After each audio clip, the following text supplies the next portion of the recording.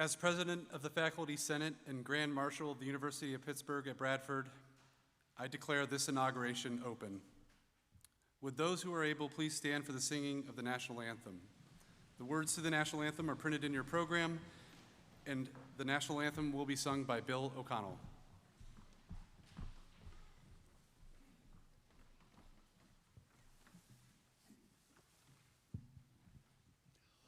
Oh, say, can you see by the dawn's early light what so proudly we hailed at the twilight's last gleaming, whose broad stripes and bright stars through the perilous fight o'er the ramparts we watched were so gallantly streaming. And the rocket's red glare, the bombs bursting in air, gave proof through the night that our flag was still there. Oh, say, does that star-spangled banner yet wave o'er the land of the free and the home of the brave?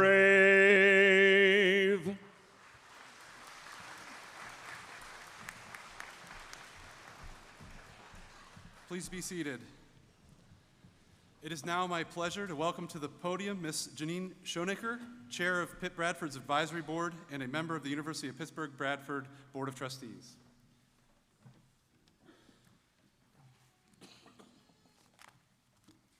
Thank you, Dr. Croft, and good afternoon to everyone.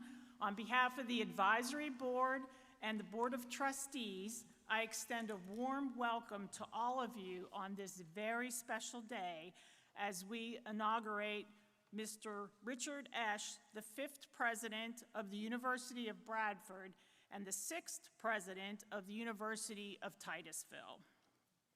At this time, I would like to introduce members of the platform party. I'd like to ask that each platform guest rise as I call your name, and I request that the audience please hold your applause until all the members of the platform party have been introduced. First, I would like to introduce Dr. Patrick Gallagher, Chancellor of the University of Pittsburgh.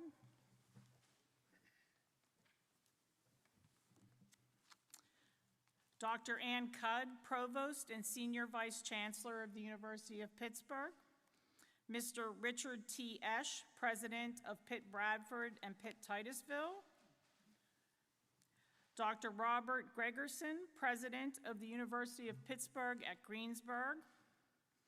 Dr. Livingston Alexander, President Emeritus of Pitt-Bradford and Pitt-Titusville. Dr. Richard E. McDowell, President Emeritus of Pitt-Bradford. Dr. Jim Evans, retired Vice President and Dean of Student Affairs at Pitt-Bradford. Mr. Emil Spadafora, Chairman of the Pitt-Titus Advisory Board. Dr. Matt Croft, President of the Faculty Senate. Ms. Kimberly Weinberg, President of the Staff Association. Mr. Josh Bridge, President of the Pitt-Bradford Alumni Association. And Mr. Tyler Eberly, President of the Student Government Association. Please join me in recognizing all the members of the platform party.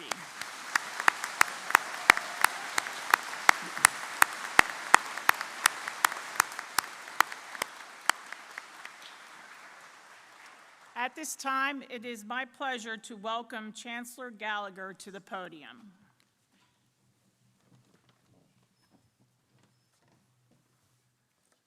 Thank you. It is great to be here on this unsettled Sunday afternoon, but right now, Rick, beautiful outside. We saw the sun come out just in time for this event. And of course, this event is the installation of Richard Esch as the president of Pitt-Bradford and Pitt-Titusville. Now, Pitt-Bradford and Pitt-Titusville are both essential and important parts of the University of Pittsburgh. And Bob, I'm going to say this even though you're here, and in one of the most beautiful places in the state, with a rich history and a place of exceptional national beauty, these campuses play a vital role in these communities. This campus in particular, one of our most beautiful, even in the rain, with facilities that welcome and inspire. But I want to remind everyone that more valuable than the buildings and place of a campus, a university is a community. And I just want to acknowledge that Pitt-Bradford is blessed with a talented and dedicated faculty and staff. It boasts an accomplished and highly engaged alumni group. And with each passing year, it attracts motivated and high-achieving individuals who want to join Pitt-Bradford and its student body. This is a place that inspires a sense of community and loyalty in those who come here to learn, to teach, to inspire, and fundamentally to make the world a better place through knowledge. So I can't think of anyone more fitting than Rick Esch to lead this organization and in the mission of changing lives for the better. As a Pitt-Bradford alumnus himself, he has built a distinguished career that has revolved around this very campus.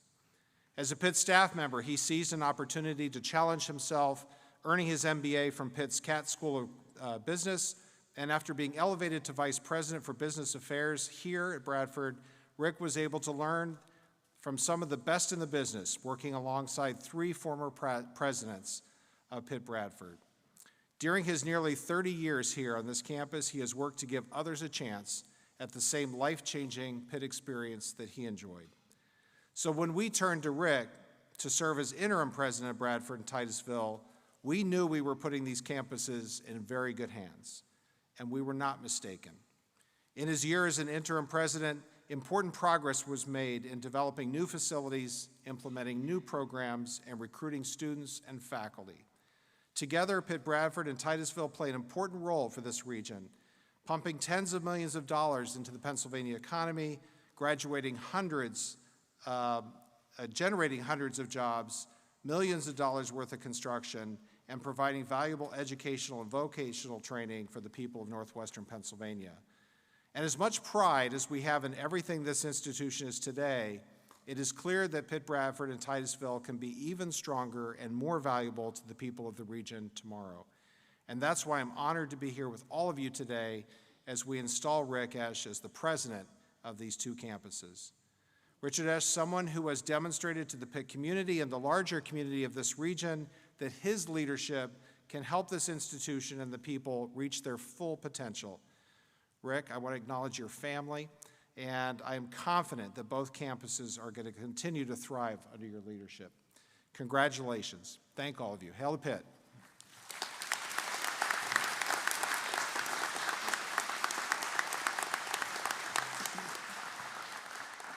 Thank you, Chancellor Gallagher. Now it is my pleasure to welcome Provost Ann Cudd to the podium. Thank you, Janine. It's wonderful to be here on this momentous day for the University of Pittsburgh, especially for the community of Bradford. It's such a privilege to be here today as Provost, the day I know so many of you have looked forward to realizing. Rick Esch is, in my view, a dedicated servant leader, and we're really excited to be welcoming him to this important role. Robert Greenleaf first coined the term servant leader. He said that a servant leader focuses on the growth and well-being of people and communities to which they belong.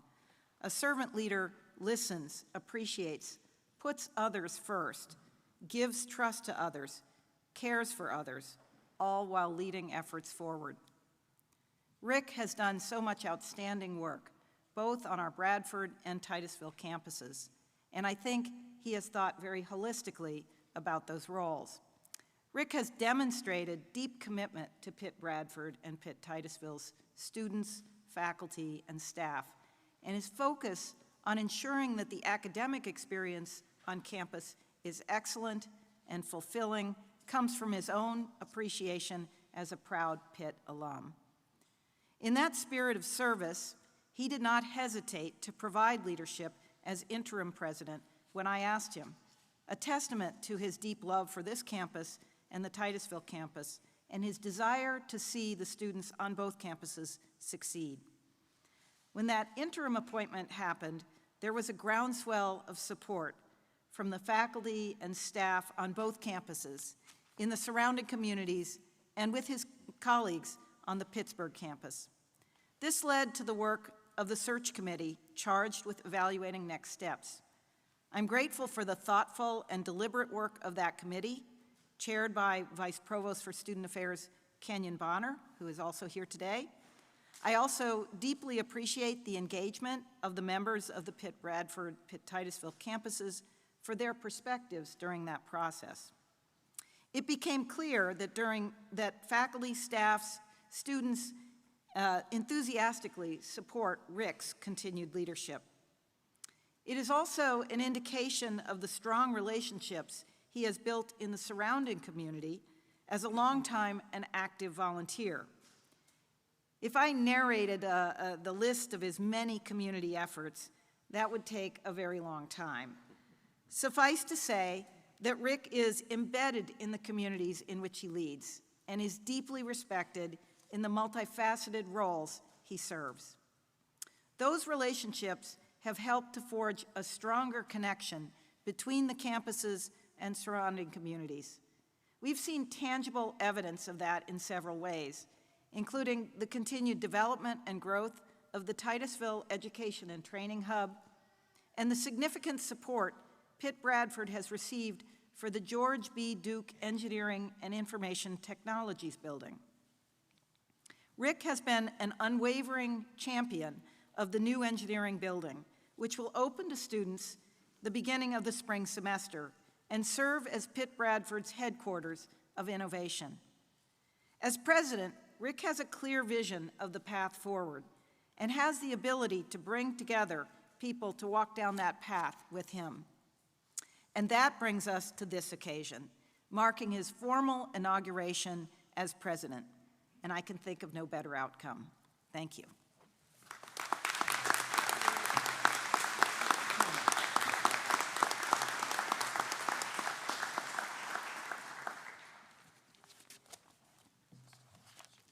Thank you, Provost Cudd. At this time, please join me in welcoming Dr. Alexander to the platform.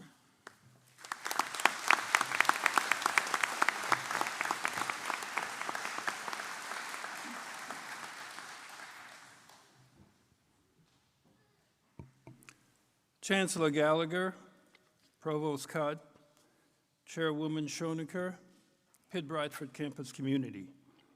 Thank you very much for the opportunity to share a few reflections as we celebrate the inauguration of my dear friend and former colleague, Rick Esch.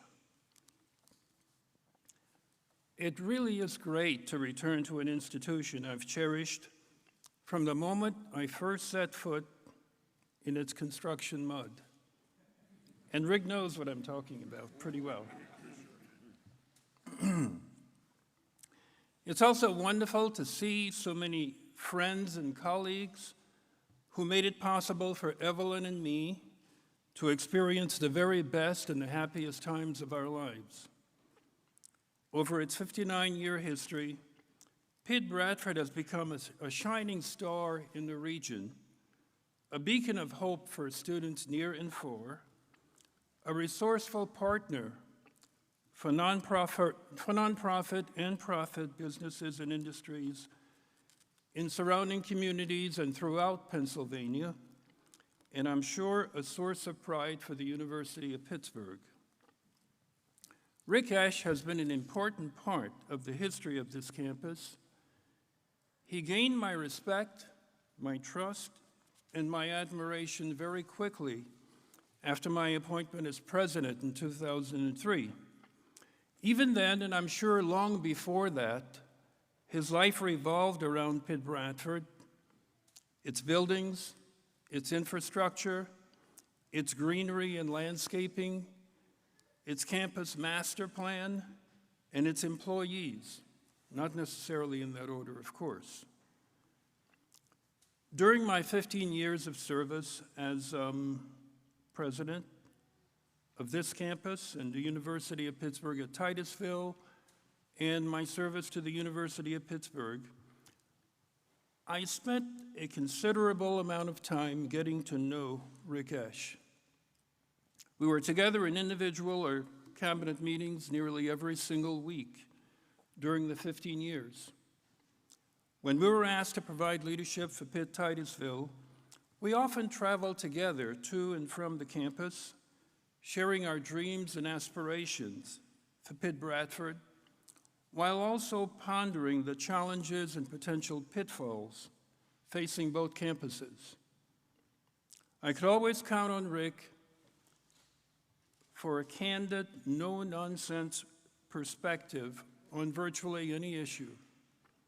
Although finance was always top of mind when assessing problems or potential new initiatives, Rick never overlooked the impact on the faculty, staff, students, and on the people in the community who might be impacted by any of these initiatives or issues. Rick's love and devotion for the campus and the communities that surround it are deep and uncompromising.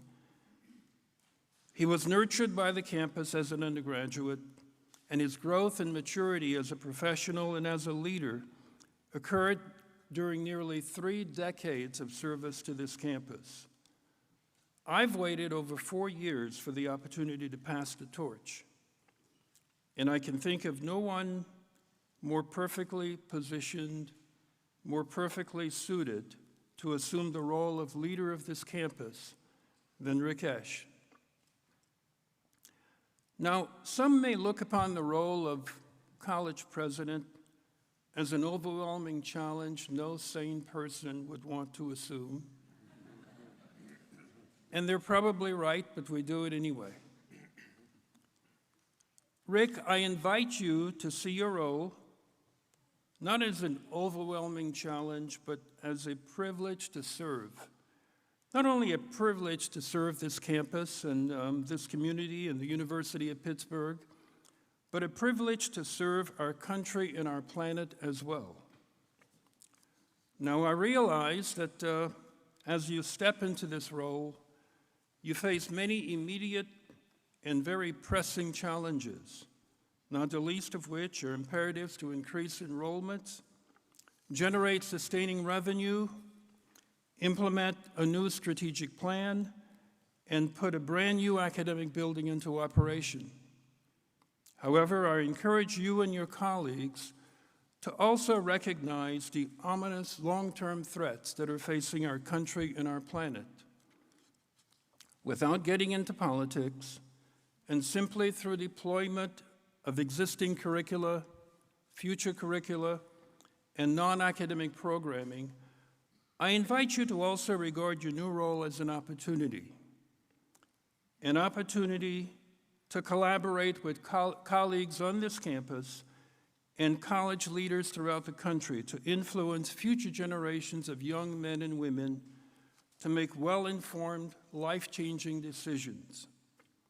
Decisions that will impact the quality of their lives and the lives of their children and grandchildren. Decisions that will determine whether our country persists as the world's longest-serving democracy. Decisions that will determine whether our planet continues to be a viable place for all its inhabitants to thrive, or whether it remains in what appears to be an ominous path to annihilation. I wonder if you and your colleagues might also discover ways to influence future generations of young men and women to also choose compassion, joy, and peace over anger, resentment, cruelty, and violence. You know, at one time, there were a number of institutions actively engaged in modeling for young people how to prioritize the common good over individual gain. I now hear more and more people suggest colleges and universities may be the only institutions still able to influence young people to embrace civility in social discourse, engender respect for the dignity and sacredness of all human beings, and manage and preserve the world's natural resources. I personally have always believed colleges and universities are our best hope for a better society and a better world for all of us. Rick, you will experience highs and lows in this role. You'll have highs that'll make you feel that you're on top of the world, and you'll have lows that'll strike like a thunderbolt. You may recall a phone call you made to me some years back. I was driving on Route 6 on my way to Pittsburgh for a board meeting. You'd called to convey the tragic news that one of our students was found dead in his dorm room. I immediately headed back to campus, but I recall how that jarring news ripped my heart out. We would grieve the losses of 2 additional students, beloved staff members, and retired faculty colleagues. Those losses were the lowest points of my presidency. Lows are unavoidable in any profession, but fortunately, the universe provides an equal or greater measure of highs. For example, recall how we wondered for a long time whether we'd ever reach that notorious target enrollment number. Yeah, the provost at the time would bring it up in just about every meeting I had with him.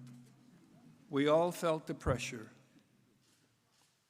But recall the joy, the massive sigh of relief we felt as a campus when enrollment data in 2009 revealed that we not only reached but far exceeded that target enrollment number. We would celebrate many more highs, more than making up for the lows. I'm confident that you and your colleagues, Rick, will have your share of lows, but you'll have many more highs to celebrate. Rick, needless to say, you're not alone as you embark on this segment of your life journey. Many friends and supporters are cheering you on and eager to lend a hand. I wish you and Lisa the very best as you assume the presidency of the University of Pittsburgh at Bradford and Titusville. Good luck, my friend.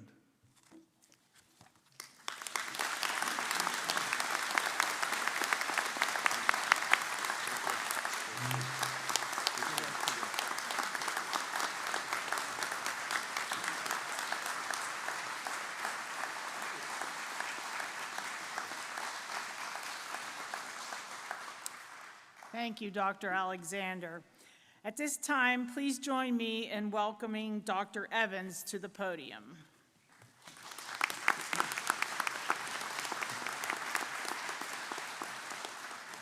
Well, despite any rainy weather we may be having today, it's a bright day in Bradford. Good afternoon, everyone.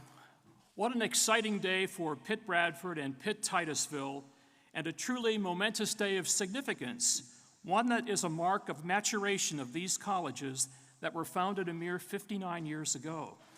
Not only are we inaugurating an alumnus, and that is indeed, not only are we inaugurating Rick Esch as our 5th president, but for the first time we are inaugurating an alumnus, and that is indeed a cause for celebration. And while our institutions are now in their 60th year of existence, they are built on the solid foundation of the University of Pittsburgh, now enjoying its 236th year of education, research, and service to the region, the nation, and the world. What a storied history for which all of us may take pride. Back in 1979, the year that Pitt-Bradford was recognized as a 4-year institution, as I entered my 4th year as the Dean of Students, 2 events occurred that had a major impact on me. The first was the opening of the Frame Westerberg Commons, and the second was the arrival of Richard Esch as a 19-year-old freshman commuter student. You may ask how these 2 items are related, but for me they closely dovetail with one another. While the opening of the Commons made a major improvement in the quality of life for resident students, it perhaps made even a greater improvement for our commuting students. You see, up until that time, commuters had no place to go between classes to relax or have lunch, and many would have no choice but to grab a quick bag lunch, that is, in their cars to get through the day. But the opening of the Commons changed all of that because in addition to the wonderful new facilities it provided for students living on campus, it also provided for commuters, faculty, staff, and visitors a snack bar that eventually became known as the Pitt Stop, located in the corner of the building closest to Fisher Hall. This meant that commuters finally had a place to gather for lunch and conversation, and I, as the dean, finally had a chance to meet and get to know many of them for the first time. That's where I had the privilege of coming to know Rick Esch in his first semester as a freshman some 43 years ago. Rick and I would have lunch together regularly, along with his good friend Keith Burgess, and a budding friendship between Rick and me started that year and has grown stronger ever since. Rick was not your typical traditional age student. Because he worked full-time to put himself through school, he didn't have the opportunity to involve himself in campus activities, but instead was either in class, the library, or the snack bar. This busy schedule developed within him an ability to balance the many demands on his time, which would later prove essential as he moved into the administration of Pitt-Bradford and likewise into the position for which he is being inaugurated today. Although President Esch received his Bachelor of Science degree from Pitt-Bradford in environmental science, his jobs after college were more closely related to his previous work in the hospitality industry, where he started as a chef, catering consultant, assistant manager, and eventually moved into the top management position at the Penn Hills Country Club. He was then recruited by us to return to Pitt-Bradford, where he oversaw all dining and catering operations. While the college had at least 4 different dining companies over those years, any condition of a new company obtaining a contract with us was that they appoint Mr. Esch as general manager, which, of course, each of them was more than willing to do without any hesitation. You see, we and they all knew that Rick Esch possessed a work ethic that was a model for others. He gave countless hours to his job, always putting his clients first. He possessed outstanding listening and problem-solving skills, used a consultative style of leadership, and was kind to everyone, regardless of their job level or their station in life. Rick valued each individual for who they were, and others responded to him with respect, appreciation, and admiration. There are a few things you may not know about President Esch. First, with the exception of the famous American writers for whom 8 of the residence halls on this campus are named, Rick personally knows or knew every individual for whom each building on the Bradford campus is named, even those who are deceased, which goes back as far as Mr. Bertram Fisher, the first advisory board chair, and our founding president, the late Donald Swartz, the late Senator Richard Frame, state senator, and the late state representative Victor Westerberg, and all the others.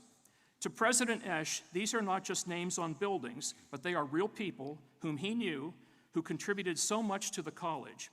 Having had these relationships gives President Esch a tremendous sense of appreciation for the history of this college, back to its earliest days, and the immense toil that all these people and many others undertook to establish and grow the University of Pittsburgh at Bradford. That knowledge on his part will prove to be extremely helpful as the college moves forward. Second, and I want any students present to pay particularly close attention to this one, President Esch never applied for a job, but for every position he held, he was recruited. Why is that? Well, it's because his reputation preceded him and others wanted him on their team. Back in 1995, for instance, when Pitt-Bradford was able to create the Director of Auxiliary Services position, we recruited Rick from the Sodexo company because we knew he would be effective in overseeing all the revenue-generating business aspects of the college: housing, dining, catering, Panther Shop, conferences, and related areas.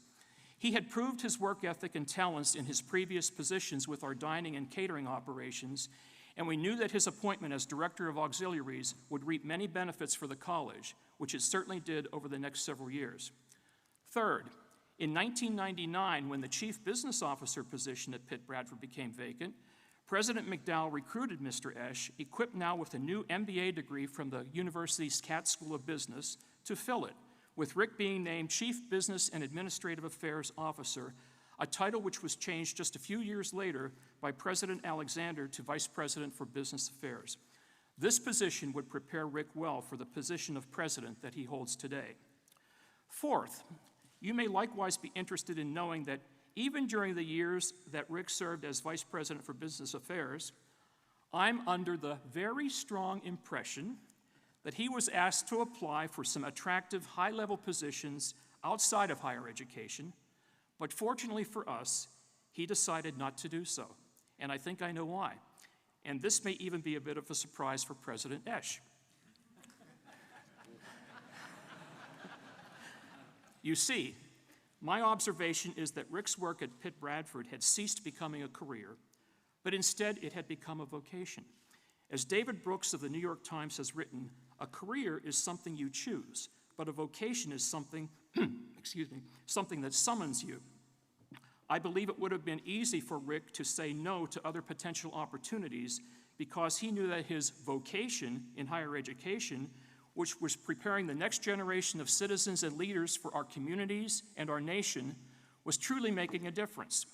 It was providing him with a great sense of purpose and satisfaction in life, as seen each and every day in the lives of our students as they move through their 4 years, graduate, and go on to live productive and contributing lives in their work, families, and their communities, local, regional, and national.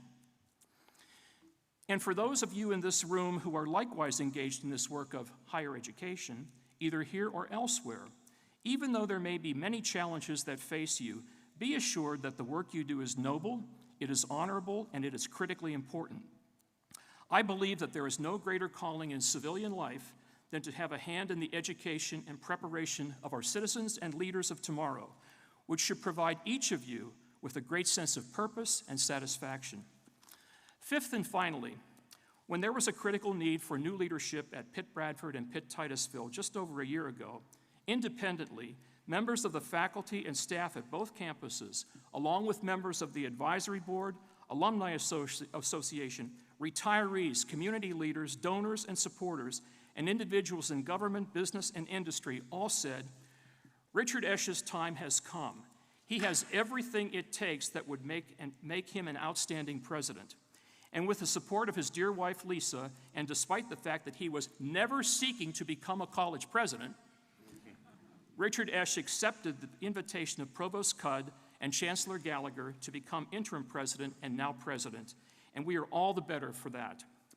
Now, in closing, I have a prediction for Chancellor Gallagher and Provost Cudd, and it's based upon the saying, we stand on the shoulders of those who preceded us, and we leave a legacy to those who follow. As President Esch builds on the outstanding legacies of President Emeritus Alexander, President Emeritus McDowell, and our founding president, the late Dr. Donald E. Swartz, whom again, Rick knew personally and knew well, I predict that regardless of the number of years he serves, and for the reasons already given by the Chancellor, the Provost, President Alexander, and me, that President Esch will become among the most successful and productive presidents in the history of Pitt's regional campus system, which goes back almost a century to the founding of the University of Pittsburgh at Johnstown in 1927. Just wait and see.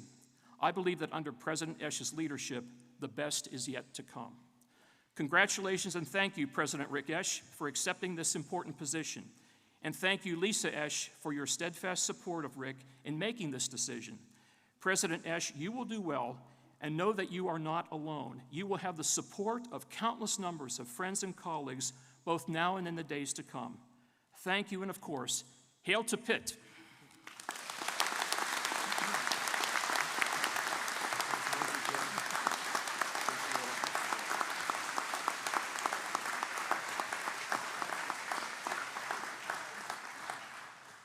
Thank you, Dr. Evans.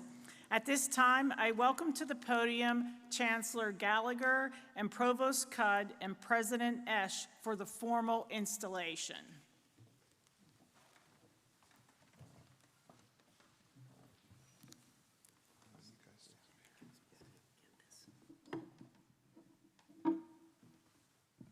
Okay, the warm-up bands have concluded. It's time to move to the main show and make this official. So it is my very great honor and pleasure to officially install Richard T. Esch as the 5th president of the University of Pittsburgh at Bradford and the 6th president of the University of Pittsburgh at Titusville. Rick joins a very distinguished list of presidents in Bradford and Titusville who have provided sound leadership and each made great contributions to the progress of both campuses. He also joins this list at a time when the world of higher education is changing, when new ideas and strong leadership are needed more than ever. Rick brings us both. His professional resume is a testament to the respect he has earned. So Rick, by the virtue of the authority vested in me by the Board of Trustees, I hereby install you as the president of the University of Pittsburgh at Bradford and the University of Pittsburgh at Titusville, and in doing so, I extend to you all rights, honors, duties, and responsibilities pertaining to your office, confident that you will continue to provide strong and effective leadership for both campuses. Congratulations.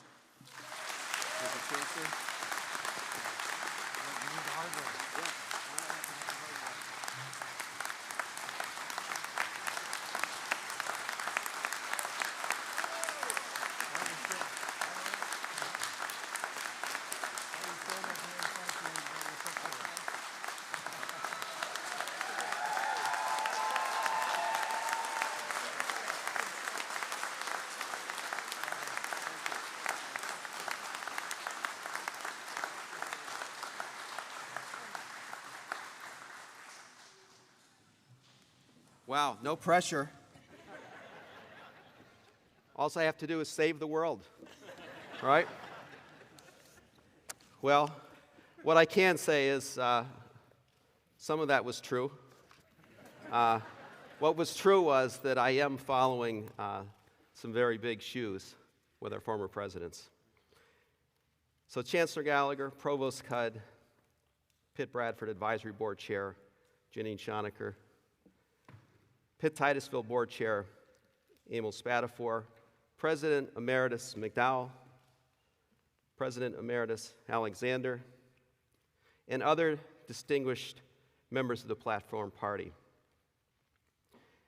And distinguished members of the Pitt-Bradford Advisory Board, McKean County Commissioners, Carol Duffy, John Kreiner, who are both here, faculty, staff, students, and alumni of this great institution. Distinguished delegates, honored guests, and dear friends, thank you very much for being here today to celebrate this season in the life of Pitt-Bradford and Pitt-Titusville. And welcome again to the class of 26. I believe there's a few here that are after extra points. I said it the other day and I'll say it again. I do want to clarify, we have a lot of annual traditions, but inaugurating a president isn't one of them. So I'm glad you're here. I also want to take just a moment to acknowledge my family members who are here. While my parents are not here in body, I feel their presence in spirit. I trust that they would be very pleased on this occasion. I'm overjoyed to have 2 of my 3 children here in person and 1 participating remotely. My daughter Amelia Esch, or Amelia Craw, is here, along with grandson Flynn, who would rather be somewhere else, and granddaughter Ava Len, who is being as peaceful as she can be.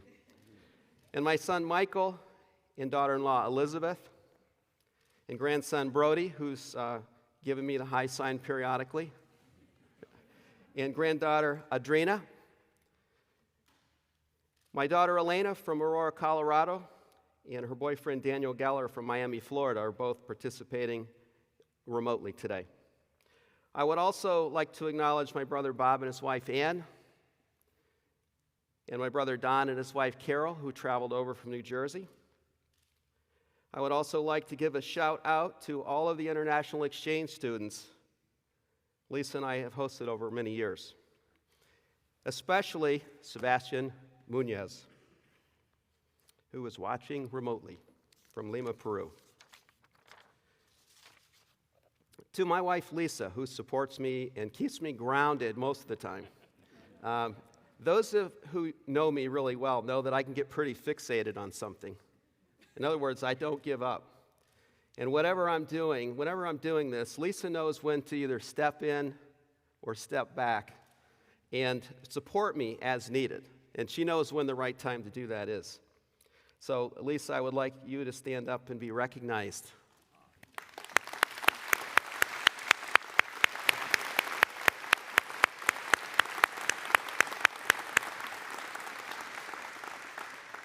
I'm deeply honored and moved by the expression of confidence in my ability to serve the people of this region in the Commonwealth. As the 5th president of the University of Pittsburgh at Bradford and as the 6th president of the University of Pittsburgh at Titusville, at the same time, I'm humbled by the words that have been spoken this afternoon. You see, I hold firmly to the conviction that the celebration is much about the legacy of the institution as it is being my assuming the presidency. The institution is what comes first. For 59 years, this institution has served as a pathway to a better life for mothers, for fathers, for sons and daughters of the people of the region in nearly every county in the Commonwealth of Pennsylvania and beyond.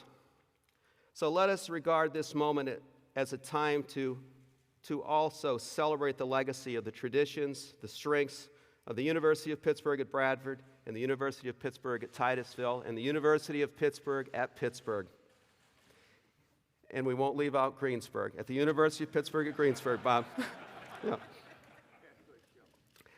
I'm very grateful to follow in such legendary former presidents, Dr. Donald Swartz, Dr. Richard McDowell, Dr. Livingston Alexander, Dr. Catherine Covarola, who shepherded this institution through 58 years of tremendous growth and stability during very challenging and turbulent times.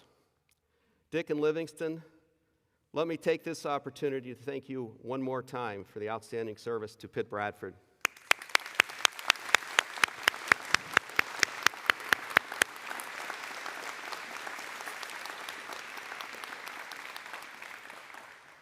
Chancellor Gallagher, Provost Cudd, I accept this responsibility you've entrusted upon me. I understand the trust implied and commit myself to working tirelessly with our constituents to continue to build the institution that will be a source of pride for the entire Commonwealth of Pennsylvania and beyond. Even though higher education in the current world environment are challenging in many ways, I remain very optimistic that our campuses will thrive because of what our past presidents were able to accomplish during very challenging times. In 1963, when Donald Swartz was charged with establishing a new campus in Bradford and hiring the faculty, there were civil rights protests happening throughout the country, which ultimately led to the Civil Rights Act being passed in 1964. And just a few months after Dr. Swartz was appointed, President John F. Kennedy was assassinated. 10 years later, Dr. McDowell becomes the 2nd president. The last U.S. combat forces were leaving South Vietnam. And the televised hearings of the Watergate scandal began in the U.S. Senate, another turbulent time in the nation's history. 29 years later, when Dr. Alexander was announced as our 3rd president in 2003, the United States had just invaded Iraq, a war that lasted nearly half of his 15-year presidency. In 2019, just 6 months after Dr. Covarola assumed the presidency, COVID-19 was discovered in Wuhan, China. And 3 months after that, the University of Pittsburgh and many others in the United States were shuttered in our homes, working remotely. Despite many global domestic events that occurred in 1963, 1973, 2003, 2019, the past presidents of Pitt-Bradford were not only able to survive, they were able to thrive and to build the amazing campus that we have today. My presidency also comes at a challenging time, both domestically and globally. As we continue to deal with once-in-a-lifetime pandemic, we also are grappling with ways to effectively work together and support each other for the common good, despite any differences of opinion or viewpoints we may have. Also, the tragic and senseless deaths of black men and women and the inequities that continue to exist for so many of our friends and neighbors. Emphasize the fact that despite all the work that's been done by Dr. King and so many others, there's still much work to be done. It's important that we review the past and use what we've learned from it to help shape the future. I'm reminded of the inspirational and now famous words of Krista McAuliffe, the social scientist, teacher, astronaut who perished in the Challenger space shuttle explosion in 1986, who said, "I touch the future, I teach." At Pitt-Bradford and Pitt-Titusville, we're touching the future every day. We're touching the future in academics. We're here to teach our students how to think, not what to think, to help our students develop the critical thinking skills they need to make wise decisions. As our world becomes increasingly complex, it is vital that we continue to provide our students with a strong liberal arts foundation, which is at the heart of every academic discipline, to help our students develop a broad knowledge and understanding of the world and to help them meet and overcome future challenges. The new Duke building will help provide the spaces for students to become creative and innovative and develop projects and technological innovations by launching new academic programs in high-demand areas such as healthcare, the environment, and technology. By making sure we offer high-quality academic programs that are meeting the future needs of our students. The Commonwealth and the world, after all, we know a quality education can change a student's life trajectory. We're touching the future in athletics, meeting the future needs of our student athletes by planning for new facilities and athletic programs, with the planning and construction of the soccer lacrosse stadium project, with the addition of men's and women's lacrosse to come. Finding ways to support the body, the mind, through intramural and recreational activities. We're touching the future in enrollment management by attracting and enrolling and graduating future students, which is essential to our success in a very competitive higher education market. Pitt-Bradford future hangs on our ability to continue to attract and enroll and ensure student success day one to graduation. We need to be data-driven internally and externally and be aware of current trends and future needs. We must continually anticipate what our future students may want and will need in the next 5 and 10 years, again, to enable them to touch the future. Touching the future in facilities with campus infrastructure that is fully worthy of our great faculty, students, staff, and our surrounding communities. This means buildings, some new, renovating others. The completion of the George B. Duke Engineering and Information Technologies building is touching the future in many ways. Everything we do in facilities management must be done with the environment and sustainability in mind to protect the future of our environment for generations to come. We're touching the future in marketing and communications, utilizing the latest communication tools to effectively communicate to our target and future audiences. And we want to communicate the following: how great our students and faculty and staff are, how important our institutions are for the economic health and viability of our region, helping our audiences know and understand the value proposition of a college education and a technical degree as well, and technical training. And to be clear that a bachelor's degree on average earns more than $1.2 million more over a lifetime than someone without one. And to make sure that we're informing that people that have degrees tend to be healthier, live longer, happier lives, and are more satisfied with their career path. They tend to volunteer more than twice as often as those that just have a high school degree. Being a good institution is no longer enough. We have to be exceptional at everything we do. And then we have to let the world know it. Touching the future with leadership. We are touching the future by recognizing the faculty and staff who are here for their commitment to the institution in supporting their efforts and contributions to the future. By recruiting new faculty and staff and providing them with the opportunities and resources to thrive and become leaders in their fields and leaders on this campus and in the communities where they live. And finally, touching the future in student affairs. If the past few years have taught us anything, it's that we don't know what opportunities lie ahead, the challenges that will face us. That is why we must build a student affairs program with innovation and flexibility in its core. We must be forward-thinking and pay attention to the generational differences, some subtle, some substantial, between each incoming class of students. We are bridging the gaps between traditional approaches and most contemporary positive psychology, building our entire program around the students' strengths, their assets, rather than their deficits, and equipping them to flourish both at Pitt-Bradford and beyond. This is why we're engaged in strategic planning, to better structure student affairs to meet the needs of future generations of students. We are touching the future of a society by shaping campus environment that prepares students for the real world, a world of diverse individuals in an ever-changing society. The communities and workplaces of the future are pluralistic, just like our campus, and we're focused on developing within student affairs the capacity to contribute to such a society, to thrive in it, and when needed, to be a voice and advocate for justice and virtue. And we are touching the future of a community by answering the question, what does it mean to live in a community successfully? This is the question at the heart of much of what we do that's occurring on campus. The future of community is deliberative dialogue, individuals engaged in meaningful conversation and finding common ground and new paths forward. And touching the future means developing within students the knowledge, the skill set, and the maturity to engage those critical conversations. We're touching the future because we're touching the lives of the future leaders. The legacy of Pitt-Bradford will be our students.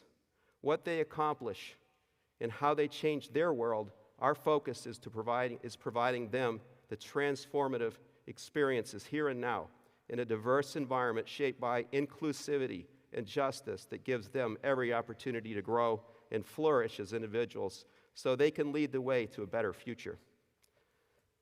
As I conclude my remarks, I would like to share a poem that I wrote for this occasion. It's called The Panther Path. Over Quintuple Ridge, down in the valley, by a tree near a stream, a place where forest floor is like fading day, and eagles soar not far away, where mountains high is rivers deep, with secret passages where promises keep, a place where Taylor cubs once ruled the sky, and Harry Emery learned to fly. Panther perched on Cathedral Rock, keeping time with Bromley clock, like a sentinel watching students as they walk across the Bromley Quad to Fisher, Hanley, Swartz, and Commons. If you listen carefully, you can still hear the voices of Doctors Lang, Thomas, Kohler, Gray, Stuckert, Four, Blackmore, and many more. Pitt-Bradford is a place where for 219 years, more than 20,000 students have been meeting out beyond ideas of wrongdoing and right-doing. There's field. Let's touch the future and meet them there in Rumi's field.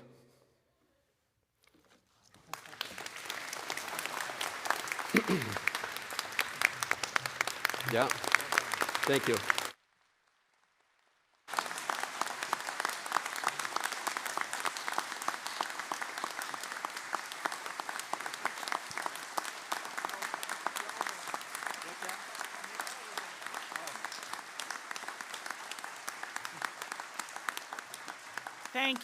Thank you, President Esch. And I just want you to know it is my honor as chair of the advisory board to be serving you into the future, and we will do our best to guide you and the campus.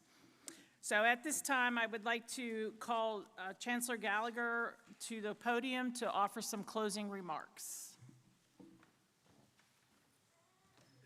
Just what you all wanted to hear. Closing remarks after a great speech. Let me just say two quick things. First of all, Rick, to you, obviously, congratulations, but I made a comment as we were installing you officially that this made it official, so I want to thank you for doing it unofficially for this last year so well. You know, the other thing that's been said is Ann and I have been given credit for giving Rick this opportunity, but I want to share something with you. The real authority in leadership comes from the permission and support and consent of those that are led. And so I am filled with hope today by all of you being here to show your support for President Esch. And, you know, that's really where the authority to lead comes from. So to see our students, our faculty, our staff, your family, your community here gathered in fellowship to show support is what gives me great hope.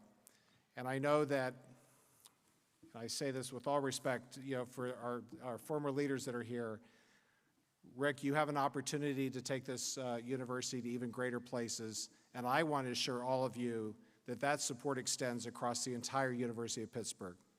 So thank you, and as I said before, hail to Pitt.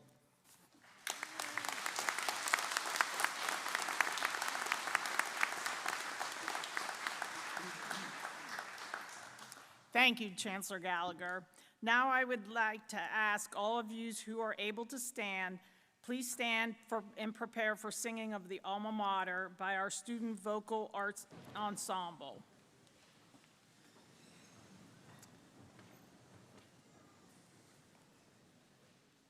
The singing of the Alma Mater will be followed by the closing of this inauguration and recessional. So I ask that you please remain in your seats until everyone in the recessional has left the arena. After the inauguration, I invite you to attend a reception that is being held outside under the tents directly across Campus Drive. So please join our Student Vocal Arts Ensemble in singing the Alma Mater. The words are printed inside your program.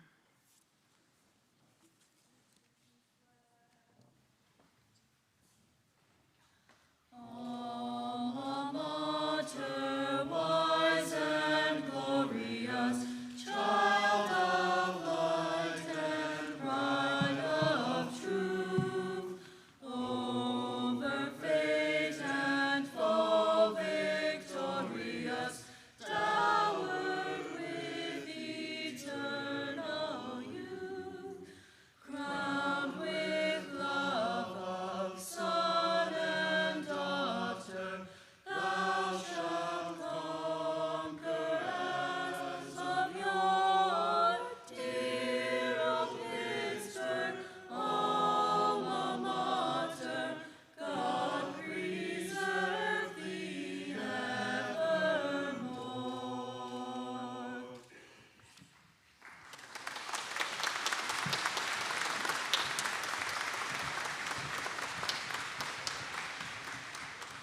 I hereby declare this inauguration closed.